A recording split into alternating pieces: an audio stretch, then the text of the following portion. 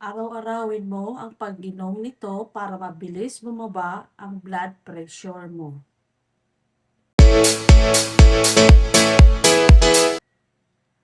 Hello guys! Welcome back sa aking YouTube channel. Ako si Juliet Alcera, ang inyong ka-organic livings or ka-health tips, kaalamang pangkalusugan. Organic living or health tips, kumbaga evergreen content. Ito yung content na hindi siya mapapanis, na maaaring makatulong sa mamamayan, tungkol sa kanilang kalusugan. So bago yan guys, bago ko makalimutan, paki-like and subscribe naman sa aking channel. And then paki-pindot na rin ng notification bell para sa tuwing ako'y mag-uploads, mano-notify kayo. So let's go guys, huwag na tayong patumpik-tumpik, simulan na natin. Araw-arawin mo ang pag-inom nito para mabilis bumaba ang blood pressure mo. Una, buko juice. O di ba? Naalala niyo yung isang linggo may nag-live ako nitong buko juice. Buko juice na 100% natural. Compound potassium plus magnesium. Ang buko juice kasi ay merong potassium din plus magnesium, no? Paano gumagana ang buko juice sa ating katawan? Binabalanse ang sodium o yung alat sa ating katawan, binabalanse, tinutunaw o pina-flush niya sa katawan, no? Pinaparelax ang blood vessels natin. Kapag tayo uminom ng buko juice, pinaparelax niya ang ating blood vessels. So kaya guys, araw-araw tayong uminom nito, no? So narito, gaano kadami?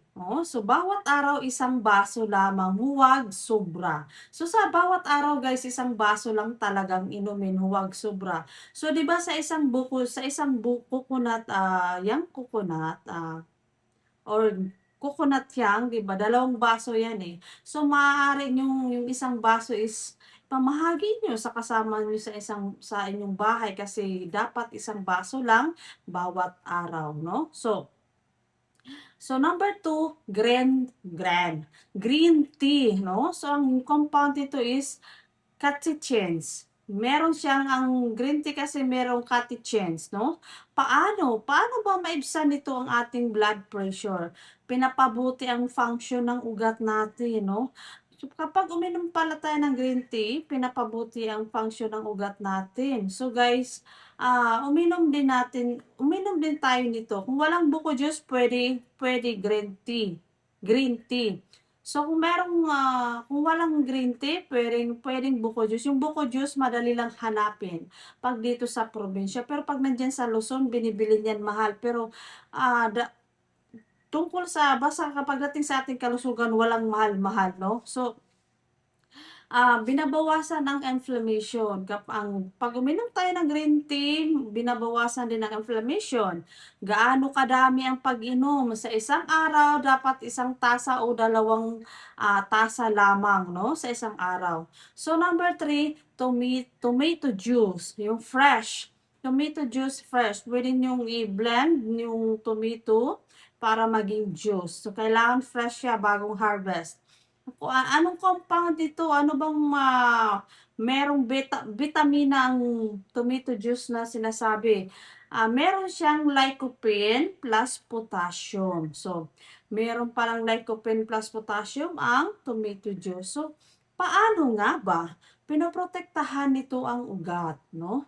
So, yung pinoprotektahan yung ugat, kumbaga, straight siya, hindi siya lumukot-lukot. So, kailangan protektahan ang ugat natin, dumiretso para dire-diretso din ang daloy ng ating dugo, no? Tumutulong sa pagbaba ng blood pressure, no? So, now I know.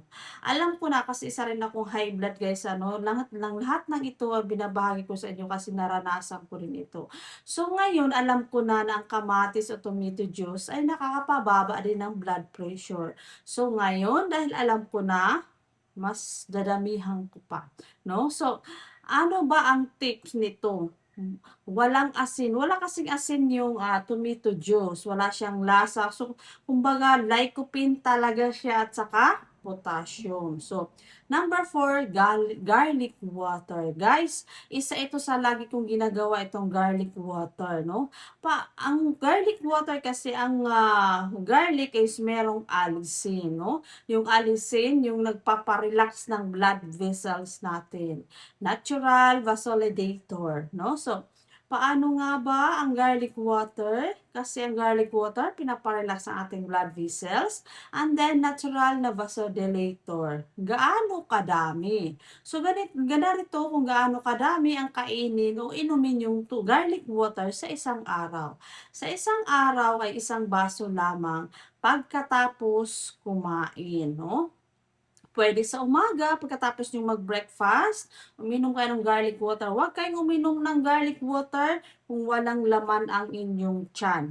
Ako kasi, ang ginagawa ko yung garlic vinegar with garlic with vinegar. Yun ang ginagawa ko kasi mas masarap yun. Templado talaga siya.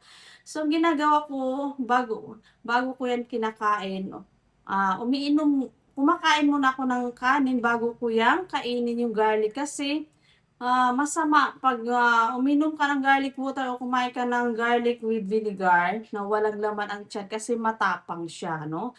Matapang siya. Isang baso lamang sa isang araw bawat kain. Pwede sa tanghali pagkatapos yung mananghalian tsaka nyo inumin yung garlic water, no? So, number 5, salabat, yung ginger tea. Salabat, ang gingerol, no? Ang compound dito is gingerol. Paano? Paano nga ba at paano nakakatulong ang ginger tea or salabat sa ating katawan? Pinapaganda ang sirkulasyon ng ating dugo, ng ating mga ugat, no? Kasi pinapaganda ang sirkulasyon and mild BP lowering effect, no? Pinapababa niya, nababawasan yung taas ng dugo natin sa ginger tea. So yan guys, marami akong salabat dito kasi yun nga, lahat ng yan ay ginagawa ko para maibsan, para bumaba ang BP ko. So number 6, tubig. Water, tubig. Ano bang epekto nito? Hydration, no? Hydration. Paano? Pinapanipis ang dugo, no? Mas madaling umikot. No? Kapag uminom pala tayo ng tubig, pinapababa niya ang dugo, ang blood pressure natin. Kaya pala, nung nagpa-check up ako, sabi nila, high blood ka ba? Sabi ko, opo. Okay, uminom ka ng maintenance mo, tapos more on water. Inom ka ng tubig hanggang sa maiihi mo. Kasi, pinapababa pala ng tubig, tapos iniihi natin, pinapababa yung blood pressure natin. So gaano ba kadami inumin ang tubig sa isang araw, no? Gaano kadami? Alam niyo na 'yon. Napaka-common, palagi sinasabi sa atin ng sa doktor kahit nanonood kayo ng YouTube. Sa isang araw, 6 to 8 glass a day. Sa isang araw, 6 na baso to 8 baso ang iinumin natin tubig, no? Hindi lang yan nakapababa ng blood pressure natin, kundi nagpapaganda rin ng ating kutis. Hindi basta-basta sumasakit ang ating ulo. Number 7, banana smoothie, walang sugar.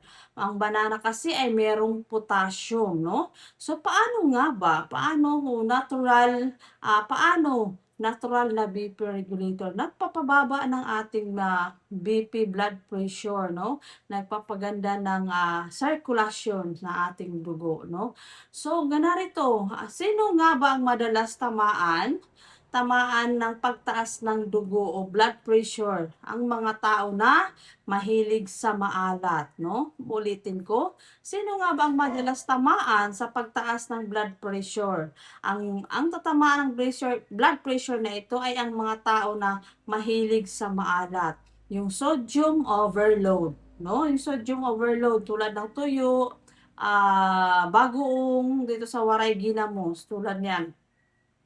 Number 5, may bilbil or overweight. Tulad ko, may bilbil ako, overweight ako. So, isa rin na kaya siguro parati akong inaatake ng high blood kasi nga overweight ako, no? So, pero hindi nag-aano. Ngayon, nabawas-bawasan na kasi lahat ng ito ay sinusunod ko. Okay? So, mas mataas ang pressure sa ugat, no? Kapag bilbil daw at mataba, mas mataas ang pressure sa ugat. Pasensya na kayo maingay. Walang galaw, no? Walang galaw, hindi gumagalaw sa bahay, hindi nag-exercise, mahina ang circulation. Kapag walang galaw, hindi ka nag-light movement, hindi ka nag-exercise, mahina ang circulation ng ating dugo, no? Sa dugo, sa ating mga ugat. Laging puyat. Kapag ikaw ay laging puyat, mataas ang stress hormone. So, dapat iwasan din natin magpuyat para hindi tumaas ang ating stress hormones. Number 5, stress, adrenaline, no? Kapag ikaw ay laging stress, tumataas ang adrenaline and then blood pressure spike. Nako, iwas-iwasan natin yung pagpuyat at iwas-iwasan natin yung madaling magalit para iwas high blood. May lahi ng hypertension. Yes, may lahi ng hypertension. Kaya, so kahit lahi pa natin yan, pwede naman natin yan ma-prevent. Pwede natin mabawasan kung i-apply natin ang guide na ito, no? So, may lahi ng hypertension, so genetic risk.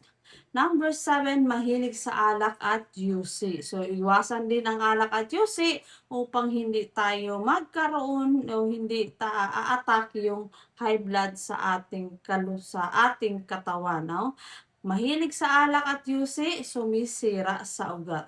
Kapag mahilig daw sa alak at sa yusi, sumisira sa ating ugat, so bumabagal ang sirkulasyon ng ating dugo at hinaharangan ito, kumbaga bumabara ang ugat natin kapag mahilig tayo sa alak at yusi. So narito mga pahiwatig na mataas na ang BP. Una, madalas sakit ng ulo sa batok. Ay naku, Diyos ko, isa rin ako dyan. Pasimba ko palayo naman, no? Yan ang madalas na pahiwatig na mataas ang BP. Masakit ang ulo sa batok dahil sa pressure blood vessels, no? So, ingat-ingat tayo mga guys, mga lodi. Number 2, hilo o parang lutang. Yes, yung laging nahihilo na parang lutang. Hindi stable ang blood flow sa utak. Ay, Diyos ko, simba ko lang madalas mangyayari yan sa akin. Palayo naman. Number 3, palpitation, no? Palpitation, stress sa puso. Yes, kaya mga lodi, huwag niyo namang pa-stressin yung mga kasama niyo sa bahay kung alam niyo namang meron siyang high blood. Hinganin, hirap ang puso mag-pump, no? Kapag nahihingal ka, yung puso natin ay nahihirapan sa pag-pump. Number 5, bigla ang pawis. So, yes, yung bigla ang pawis na kahit nag-aano ka lang diyan, nakaupo, kahit wala kang ginagawa, yung bigla pinapawisan ka ng malalaking pawis. Emergency response ng katawan. Yung palang palatandaan kapag mataas ang BP, yan pag bigla ang pawis, yan pala ay emergency response ng katawan. So meron na tayong tips na bigla ang pagpawis, yan ay mataas ang blood pressure. Malabong paningin, no? Pang-anim, malabong paningin, apektado ang small vessel sa mata. So, ingat-ingat tayo pagdating sa mga high blood. Pang-pito, pagkahilo plus pagsusuka, severe cases. Yan, nangyari yan sa akin kanina lang. So, pero naiwasan ko naman kasi ginagawa ko rin kung paano maibsan o mabawasan, no? Sa sobrang taas sa pagkahilo plus pagsusuka sa cases sa sobrang taas ng BP. Kapag mataas ang BP natin, ganyan ang mangyayari. Ano? Ganyan ang nararamdaman. So, yun lang guys. Sana may natutunan kayo sa video ito. So, salamat sa inyong pagsuporta.